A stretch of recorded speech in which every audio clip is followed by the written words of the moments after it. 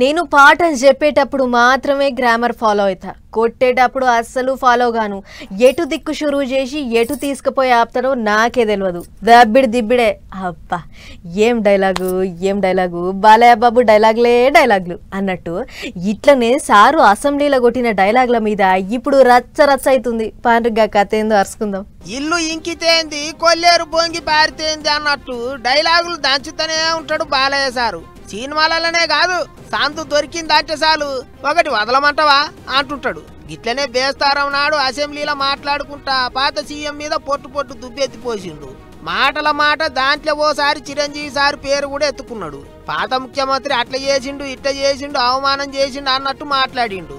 దానికి మెగాస్టార్ కూడా ఓ లేఖ విడుదల చేసిండు. అట్లట్లా రచ్చ గట్టిగానే అవుతుంది ఇప్పుడు. ఇక పాత సీఎంను అసెంబ్లీలో పెద్ద మాటలు అనేటాలకు పంక పార్టీ వాళ్ళు గయ్యన లేచిండ్రు. మాజీ మంత్రి పేరుని నాని ఏమన్నాడో చూడుర్రే. పవన్ కళ్యాణ్ అంటే ఈర్ష్య ద్వేషాలు ఉన్నాయి, కూములు చచ్చిపోతున్నారు ఇంకో లోపల. అది మీ బావకే చెప్పుకోవాలి. గిట్లా ఒక్కొక్కటి కాదు, బాలయ్య మీద పండ్లు పటపట కొరుకుతాండ్రు ఫ్యాన్ పార్టీ లీడర్లు. అంతేకాదు మెగాస్టార్ పేరెత్తితే ఆయన తమ్ముడైన డిప్యూటీ సీఎం ఏటికి మాట్లాడతలేడు అని కూడా అడుగుతాండ్రు.